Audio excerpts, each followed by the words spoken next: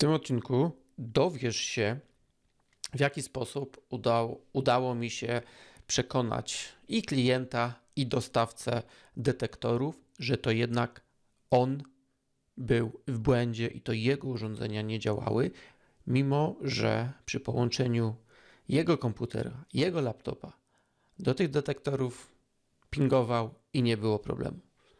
Cześć, ja nazywam się Kamil Jastrzębski, a to jest automatyczny podcast, miejsce i słuchowisko, które pozwala rozwijać się w szerokiej dziedzinie automatyki przemysłowej. No więc zaczniemy od tego, jak działają switche w Ethernecie, ponieważ Profinet to jest Industrial Ethernet, więc zaczniemy od tego, jak działa switch. No, wszyscy wiemy, każdy z nas, myślę, że podświadomie, podskórnie czuje, po co jest switch. No, jest po to, żeby łączyć kilka urządzeń w sieć. No więc tak, kiedyś były huby i te huby działały w ten sposób, że rozsyłały informacje na wszystkie swoje porty i dzięki temu zalewały całą sieć tymi samymi ramkami i to urządzenie, które tam na tym porcie się znajdowało, to odpowiadało. Switch jest troszeczkę inteligentniejszy, bo on potrafi wysłać ramkę w to miejsce, w którym urządzenie o konkretnym adresie jest podłączone. Także to jest takie inteligentne urządzenie, które nie rozsyła ramki na wszystkie porty, tylko potrafi ten ruch filtrować i on inteligentnie nim zarządzać. Switche pracują na warstwie drugiej modelu ISO OSI, także to może być takie nienamacalne, ale już mówię, warstwa pierwsza to jest tworzenie sygnałów elektrycznych, w warstwie drugiej mamy adresy MAC, czyli switche pracują na bazie adresów MAC. Każde urządzenie, które posiada interfejs sieciowy, musi posiadać taki unikalny adres MAC. Może z tym unikalnym to trochę bym się kłócił, bo urządzeń na świecie korzystających z sieci jest mnóstwo. Mówię tutaj o sieciach ethernetowych i tych adresów może zabraknąć. Dlatego niektóre firmy wycwaniły się w ten sposób, że pule adresów wypuszczane na dany rejon, na dany region dublują na innym regionie, ponieważ siłą rzeczy, jeżeli puszczają coś na Europę, to mogą taki sam adres nadać w Ameryce. Szansa jest niewielka, że te urządzenia będą pracować w tej samej sieci, natomiast jest takie zagrożenie, że może to się wydarzyć. Także każde urządzenie posiada swój adres MAC. Więc wracamy do switchy. Switche możemy podzielić na takie dwa. Store and forward i cut through. Natomiast, żeby zrozumieć, jak one działają, to najpierw opowiem Ci, spróbuję zobrazować, jak wygląda ramka ethernetowa. A więc potrzebujemy tutaj mieć najpierw urządzenie ramka składa się z 7 bajtów preambuły. Ta preambuła, ten bajt składa się z 2 piątek, czyli sygnał 1, 0 i 1, 0 i to tak się ciągnie. To jest po to, aby odbiorca, urządzenie odbierające mogło synchronizować, powiedzmy, swój zegar do tych sekwencji bitów, które nadchodzą. Następnie po tych 7 bajtach, które wyglądają identycznie, przychodzi start frame delimiter. Taka informacja, uważaj, zaraz podam Ci adres docelowy, czyli nasza ramka składa się z takiej preambuły, 7 bajtów, później mamy 1 bajt tego Start Frame Delimiter, często spotkasz się ze skrótem SFD i de facto dopiero potem leci 6 bajtów adresu MAC, czyli destination, czyli tego docelowego. Po tych 6 bajtach mamy adres MAC, urządzenia, które wysyła tą ramkę. Dalej mamy typ, dane i na końcu badamy sumę kontrolną, czyli urządzenie, które wysyła ramkę, oblicza sobie ten algorytm i na końcu wyznacza i umieszcza tą sumę kontrolną. A z kolei urządzenie, które odczytuje taką ramkę, to synchronizuje się na początku z wykorzystaniem tej preambuły i Start Frame Delimiter i odczytuje Destination MAC, później najpierw mamy Destination, później Source, czyli to urządzenie, które wysłało, MAC tego urządzenia, które wysłało, dalej mamy ten typ, dane i tak dalej i on na bieżąco wylicza sobie tą sumę kontrolną i sprawdza, czy ta suma kontrolna zgadza się z tą sumą kontrolną umieszczoną w ramce. Jeżeli się zgadza, to jest wszystko w porządku, natomiast jeżeli się nie zgadza, to switch odrzuca ją i pojawia się angielski taki termin discarded, to znaczy, że ona zostaje odrzucona, tam suma kontrolna się nie zgadza i jednocześnie switch na tym porcie zwiększa licznik błędów. No, w prawidłowej sieci dobrze działającej, a tych błędów w ogóle się nie powinno, te błędy się nie powinny zdarzać. Czemu ja o tym mówię? Bo wspomniałem, że mamy dwa rodzaje switchy. Jest store and forward i jest switch cut and through. Ta budowa ramki była nam potrzebna po to, żeby wyjaśnić opóźnienie przy przechodzeniu przez switch. A tak de facto każde urządzenie, które ma na pokładzie dwa porty, jest switchem. Tych urządzeń jednoportowych jest de facto niewiele. Większość mają po dwa porty i to są urządzenia, które mają w sobie switch i te rzeczy, o których ja tutaj Tobie mówię, mają zastosowanie. A więc mamy switch, który inteligentnie rozsyła ramki. Więc ta ramka, która przechodzi przez switch, no, w jakiś sposób jest opóźniona. I teraz to opóźnienie zależy od tego, jak działa switch. Jeden jest store and forward, drugi jest cut through. Store and forward czyta całą ramkę i jeżeli nie ma błędu, czyli jak dojdzie do tej ostatniej części, gdzie jest ta suma kontrolna, to przesyła dalej lub odrzuca. I jak pewnie się domyślasz, przejście przez ten switch, skanowanie całej ramki, odczytanie tych bitów po kolei, no zajmuje trochę czasu, bo ta ramka może od 1518 bajtów do 1522 zająć. Nie będę mówił o ramkach jumbo, czyli takich ogromniastych,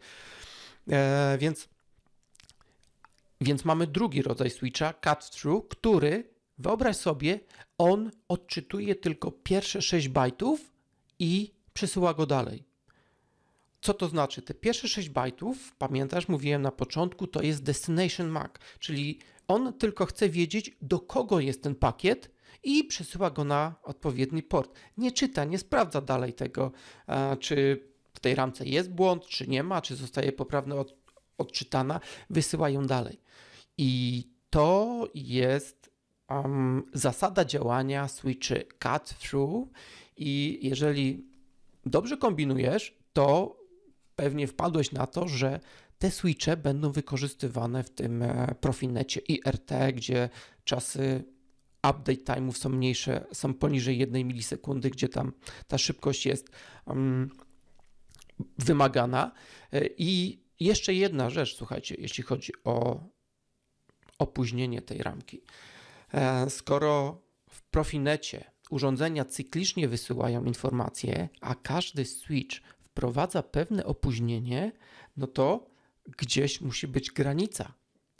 ile switchy po kolei mogę mieć, jeżeli moją ramkę wysyłam do IO kontrolera, tak? Najczęściej będzie to sterownik. Więc no są oczywiście pewne ograniczenia, to się nazywa line depth, głębokość linii, także tutaj nie można sobie budować tak jak chcemy i tu występują pewne ograniczenia. O ile dobrze kojarzę, to chyba nie można dla czasu update 2 milisekundy nie można mieć więcej niż 7. Tu się liczy te urządzenia, które są między urządzeniem a IO kontrolerem, czyli w środku nie moglibyśmy mieć 7 urządzeń. Dobra, czyli mamy te dwa rodzaje switchy i wiemy, jak one działają.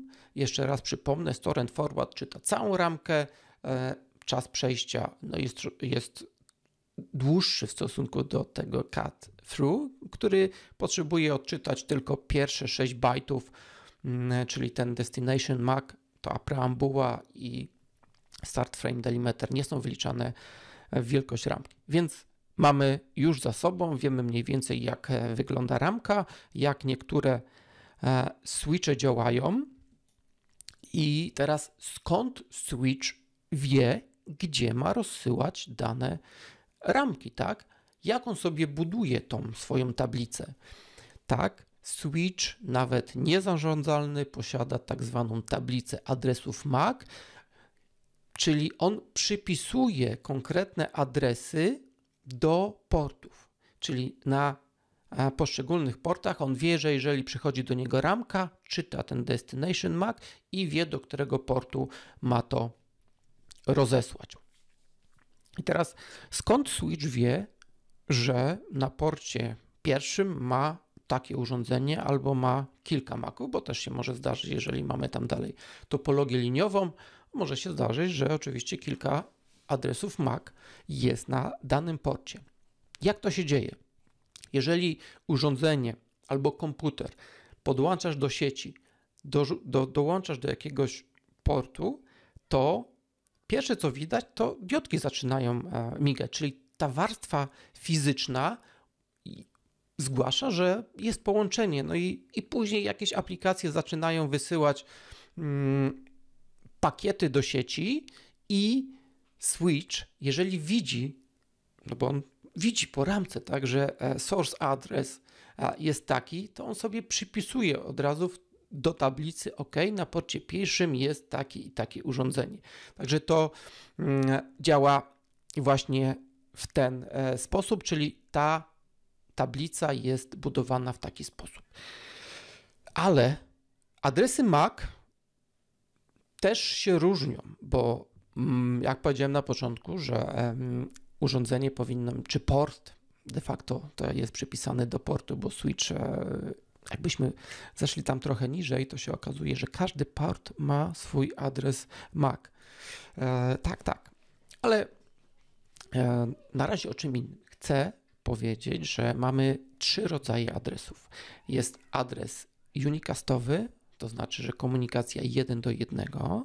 Mamy adres multicastowy, czyli 1 do wielu, 1 do grupy i mamy adresy broadcastowe, czyli urządzenie wysyła pakiety do wszystkich. Co to znaczy? Że no jeżeli taka ramka wejdzie na jeden z portów switcha, to switch to rozsyła na wszystkie pozostałe, no poza tym, na którym by przyszedł, no bo wtedy mogłoby dojść do zapętlenia i no, te pakiety krążyłyby i ciężko byłoby je z tej sieci wyrzucić. Więc tak, unicast 1 do 1 i jeżeli to przyrównamy to do naszego Profinetu, to jest komunikacja cykliczna. Urządzenie wysyła ramki do IO device, wysyła ramki do IO kontrolera i IO kontroler też wysyła pojedyncze ramki, gdzie source MAC to jest jego adres, a destination MAC to jest adres jednego urządzenia, więc tutaj mamy taką komunikację 1 do 1. Tak, czyli ta komunikacja cykliczna, konfiguracja, parametryzacja, bo przypomnę, że też na samym początku, jak urządzenie wchodzi do sieci, to sterownik wykrywa je po nazwie, tak, w Profinecie najważniejsza jest nazwa, możecie dodać urządzenie do sieci tylko z nazwą i sterownik całą resztę mu przypisze i skonfiguruje do komunikacji. Dobra, ale wróćmy. Teraz mamy multicasty, czyli jeden do grupy urządzeń. Które pakiety w Profinecie albo które procesy w Profinecie mogłyby to wykorzystywać? No, mówiłem przed chwilą o przypisywaniu nazwy. Tutaj w Profinecie to się nazywa DCP i dzięki temu jest taka komenda DCP all, czyli przy samym starcie systemu sterownik wysyła takie rozgłoszenie. Generalnie można byłoby to przetłumaczyć na język polski, kto jest na sieci. No i w tym momencie urządzenia zgłaszają się i odpowiadają swoją nazwą i zwróć uwagę, że w tym momencie, jeżeli te ramki przechodzą przez switche, to switch od razu wpisuje je do tej swojej tablicy MAC adresów i gdy sterownik będzie odsyłał ramki z adresem IP, to one będą wiedziały, gdzie trafić, nie będzie błądzenia i poszukiwania. Dalej mamy LLDP, czyli Link Layer Discovery Protocol. To jest ten protokół, który pozwala wyznaczyć topologię. Urządzenia po prostu odpytują swoich partnerów i dzięki temu wiedzą, kto gdzie, na jakim porcie jest umieszczony. Jeszcze jeden taki protokół, który korzysta właśnie z tych adresów multicastowych, to jest, słuchajcie, MRP. Media Redundancy Protocol to jest taka, jakby to powiedzieć, taka funkcja Profinetu, która pozwala zrobić ring, redundancję. Natomiast de facto, nie chcę wchodzić w szczegóły, ale wygląda to w ten sposób, że ten ring jest w jednym miejscu otwarty. Switch, który jest masterem dla MRP, menadżerem, to on blokuje ten ring w jednym miejscu po to, żeby te pakiety nie krążyły w dwie strony. Natomiast on cały czas testuje i wysyła takie ramki MRP, aby sprawdzać, czy fizycznie ring jest dostępny. Jeżeli okaże się, że na drugim porcie ta ramka MRP nie wraca, on wtedy zamyka to połączenie, bo już jest gdzieś fizycznie otwarte. Także to w ten sposób trochę to działa. No wiadomo, ja tutaj nie jestem w stanie wszystkiego opowiedzieć i zobrazować, natomiast myślę, że to jest w miarę zrozumiałe, a jeżeli masz jakieś pytania albo coś przedstawiam w sposób niezrozumiały, to czekam na pytanie, napisz je w komentarzu, a jeżeli do tej pory nie subskrybujesz automatycznego podcastu, to zachęcam Cię, abyś zrobił to teraz, dał łapkę w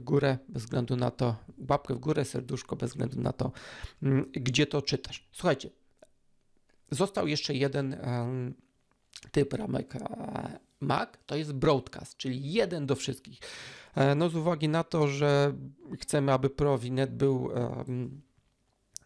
siecią real-time i deterministyczną, to chcemy raczej unikać tego sytuacji, więc Profinet raczej nie korzysta z tej komunikacji broadcastowej. Dobrze, teraz skoro już wiemy, jakie mamy switche, jak wygląda mniej więcej ramka ethernetowa, to profinetowa także będzie wyglądać w ten sposób, z tym, że tu w tej części type pojawi się ether type, czyli 16-8892, to jest ten ether type dla Profinetu. Dobra, więc mamy już wszystko, co powinniśmy wiedzieć, czyli switch działa w ten sposób, że w sposób taki dosyć logiczny i inteligentny rozsyła ramki do odpowiednich portów. Korzysta z tej adresy MAC-owej i w ten sposób działa. Mamy też jeszcze w zależności od tego, w jaki sposób i jaką część ramki czyta, czyli store and forward i cut through, ale jest jeszcze jeden podział. Ten podział to są switche okej, no mógłbym powiedzieć, że jeszcze są dwa, to biurowe i przemysłowe, ale na ten temat nie chcę się tutaj wypowiadać. Powiedzmy, że rozmawiamy mam na myśli switche przemysłowe. Są switche zarządzane i niezarządzane. Ten switch niezarządzany to taki switch plug and play. Podłącz i działa. Nie trzeba niczego konfigurować, wręcz nawet nie ma co tam konfigurować.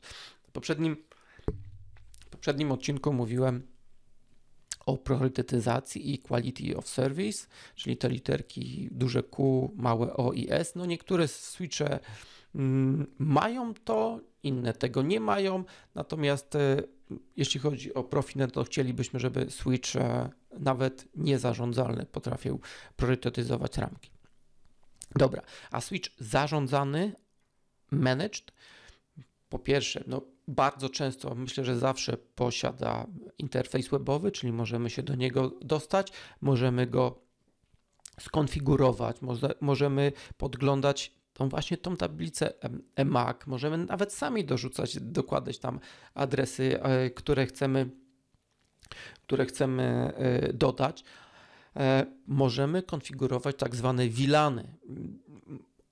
Tak szybciutko, czyli możemy naszą fizyczną sieć wydzielić na takie prywatne obszary i te ramki z jednej strony, z jednej podsieci VLANowej nie będą trafiać do drugiej VLANowej. No dzięki temu możemy sobie tak podzielić naszą sieć, natomiast do tego wymaga się switchy zarządzalnych, no bo na niezarządzalnych tego po prostu tych VLAN tagów nie ustawimy.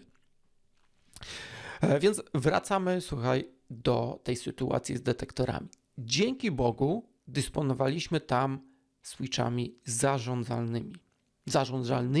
Zarządzanymi, podobno po polsku poprawnie mówi się zarządzanymi. I sytuacja wyglądała tak. Ten automatyk albo specjalista, on się łączył swoim komputerem, swoim laptopem i pingował swoje detektory. Nie było żadnego problemu. Natomiast w naszej sieci to nie działało. Ten ping albo się gubił, albo wracał po 2 sekundach. To jest niesamowity czas, jeśli chodzi o tego typu odpowiedzi. I co? To były urządzenia tworzone przez taką metodą chałupniczą. Rozwijali detektory na mikrokontrolerze, że to robili, więc sami przypisywali adresy MAC. Jak wiesz, adresy MAC powinny być unikalne w sieci. Do tego mamy te 3 rodzaje, czyli tak unicast, multicast i broadcast. I co się okazało? Ja miałem wiedzę na temat adresów tych detektorów, adresów MAC i adresów IP i robiliśmy różne rzeczy. No i klient mówi, u mnie działa, u was nie działa. No czyli co? Czyli ja muszę udowodnić, że ja mam dobrze, bo on tutaj informuje, że u niego działa. No to dobrze. Poza tym, że kombinowaliśmy jak to się mówi, że kombinowaliśmy teraz mi wypadło z głowy, jak łysy koń pod górę, jakoś tak. Kombinowaliśmy jak łysy koń pod górę, próbowaliśmy różnych sztuczek i tak dalej. W końcu stwierdziłem, że ja po prostu ręcznie dodam ten adres tego urządzenia, MAC adres, do tablicy adresów MAC w moim switchu. No i co się okazuje? Próbuję raz, się nie da, nie ma możliwości wpisać tego adresu. Drugi raz wpisuję, trzeci raz wpisuję, nic. Ten IO field, to pole wpisywania adresu, cały czas pokazuje mi błąd, świeci się na czerwono, więc postanowiłem, że sprawdzę ten adres w Google, tak? Wujek Google może mi odpowie, niech zinterpretuje te wartości w tym Macu, bo człowiek nie pamięta, które tam bity odpowiadają za ten multicastowy, unicastowy i tak dalej. Zresztą niecodziennie się to używa. Natomiast świadomość, że to są różnego rodzaju adresy, tutaj ułatwia sprawę. No i Google mi informuje, że to jest adres multicastowy. A switche z definicji multicastowych adresów nie przypiszą do tablicy adresów MAC, bo to nie jest adres jednego urządzenia, tylko on widzi, że to jest jeden do wszystkich, więc on takiego adresu nie wpisze.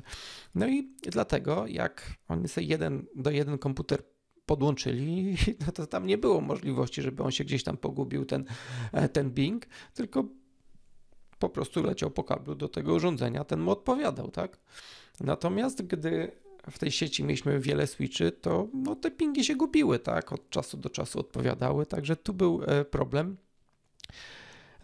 I dzięki temu mogliśmy klientowi naszego klienta, czy producentowi detektorów powiedzieć, panie, ale to u was nie działa, a nie u mnie, więc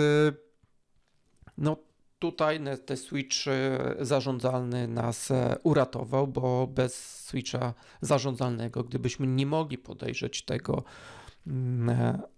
na tej przeglądarce webowej, to byśmy ręce rozłożyli, bo nie mamy narzędzi, żeby udowodnić, że to nie jest nasza wina. Jeszcze jedna historia z jednego zakładu, gdzie infrastruktura sieciowa podlegała pod dział IT. Profinet, to jest sieć, więc tutaj chłopaki z IT, informatycy będą się tym opiekować. I tak się opiekowali, że zamówili super, hiper wypaśne switche z bardzo znanej amerykańskiej firmy, która słynie ze switchy, jeśli chodzi o IT i wymienisz tą nazwę, która pisze się przez C, a mówi się C. Nie chcę tutaj antyreklamy ani reklamy uprawiać, bo nie o to chodzi. Tutaj nie zawinił sprzęt, ale od czasu do czasu w tej sieci Profinet po prostu nie dawał rady. I długo z tym walczono. Informatycy podłączali się Wiresharkiem, pokazywali, że u nich wszystko jest w porządku. Jeśli chodzi o IT, to przecież wszystko działa, tak? Ale Profinet czasami nie działał. Więc jeśli zapytamy informatyka czy sieciowca o Profinet, to coś tam o tym protokole powie. Tak, taki ethernetowy protokół, ale jak to działa i jak to jest związane z przemysłem, nie do końca tutaj powie. I co było problemem w tym switchu? W tym switchu problemem nie było to, że on nie obsługiwał Profinetu, bo on obsługiwał Profinet. Natomiast źle były ustawione priorytety w Quality of Service.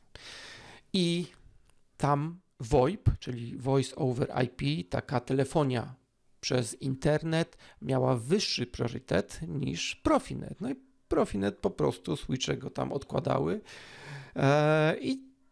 i po prostu nie działało. Tam jitter się robił duży i tak dalej. Od czasu do czasu Profinet pokazywał, czy sam Profinet nie pokazywał, natomiast te urządzenia zgłaszały, że został przekroczony czas cyklu, watchdog się włączał i tak dalej.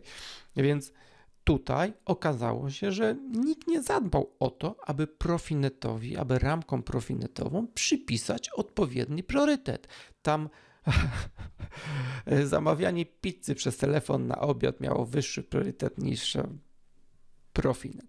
Więc po ustawieniu odpowiednich priorytetów, ale wracając jeszcze, dlaczego VoIP ma wysoki priorytet? Wyobraź sobie, że jeżeli prowadzimy komunikację werbalną, to nie chciałbyś słyszeć opóźnienia, bo to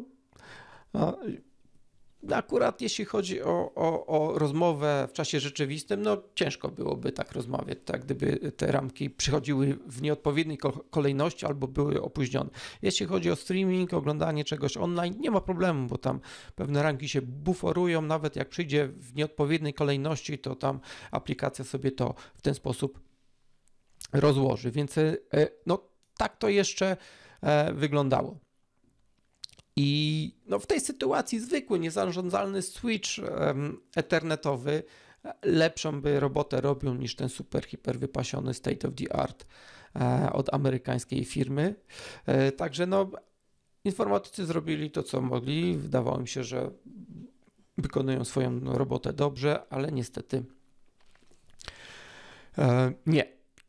Co jeszcze posiada switch zarządzalny? No switch zarządzalny poza tym, że możemy wiele rzeczy skonfigurować, możemy odczytać diagnostykę, te błędy, odrzucone ramki na każdym porcie. Do tego możemy potestować nawet kable, czy tam jest full duplex, czy tam jest 100 megabitów, czy może któraś para nie jest podłączona, także takie rzeczy też można robić. No oczywiście dostęp do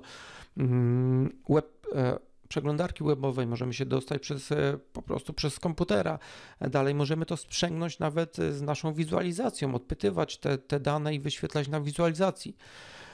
Także ta tablica MAC, dzielenie podsieci za pomocą VLANów, także dużo innych. Oczywiście możemy też skorzystać z tego Link Layer Discovery Protocol, czyli wyświetlić, które urządzenia na danym porcie są.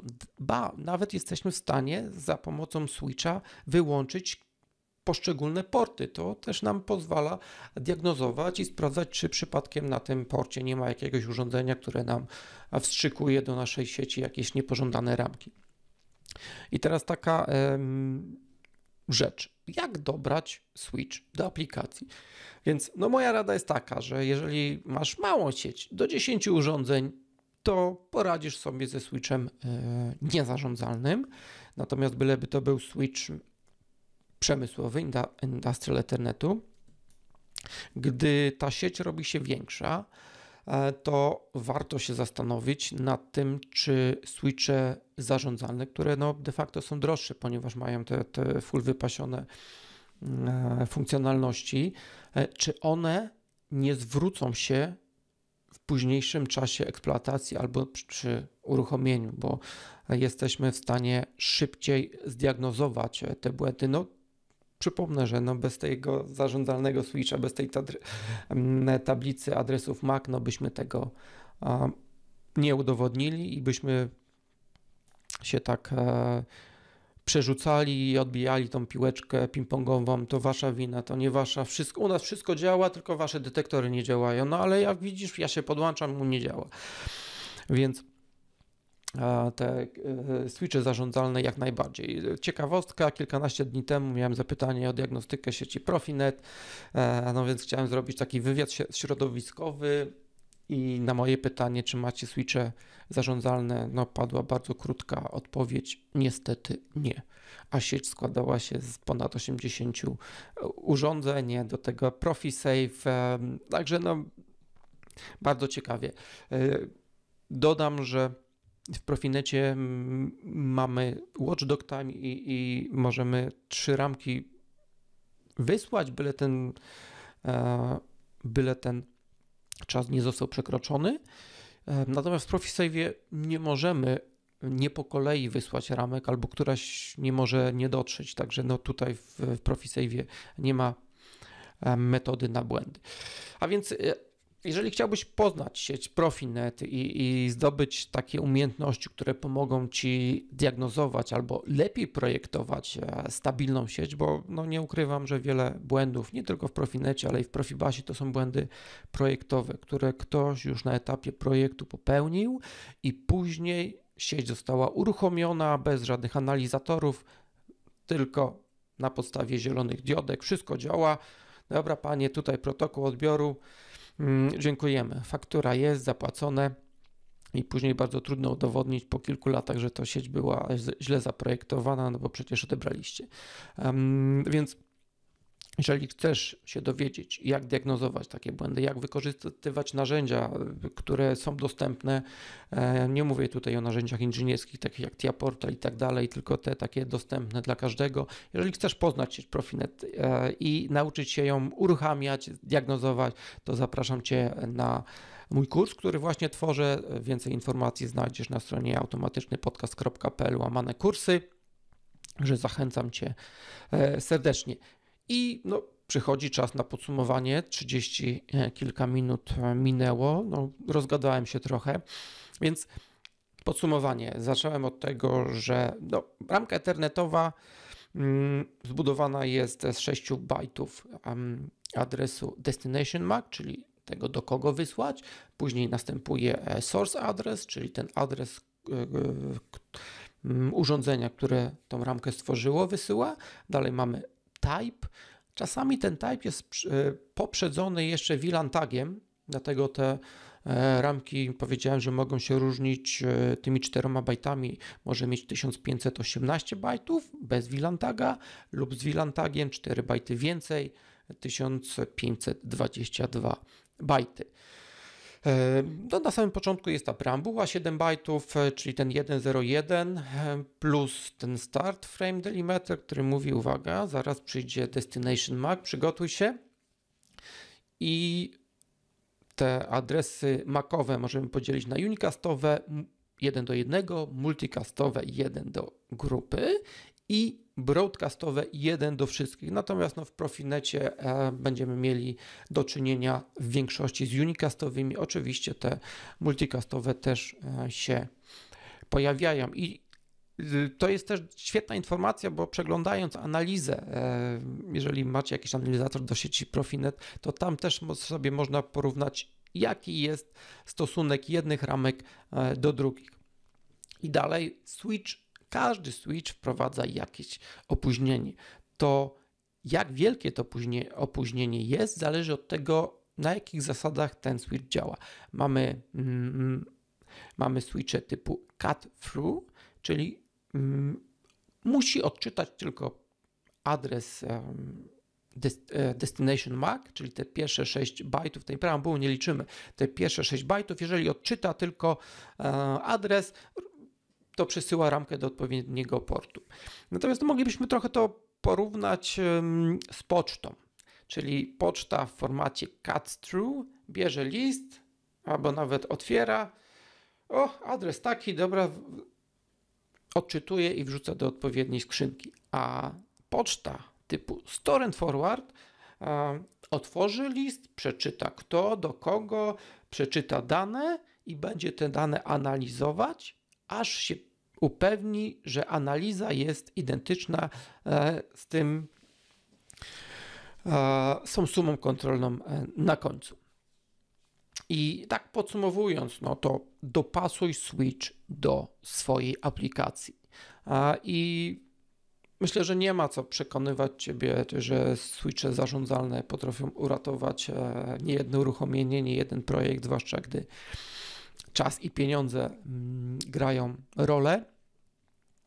Więc te zarządzane potrafią uratować tyłek.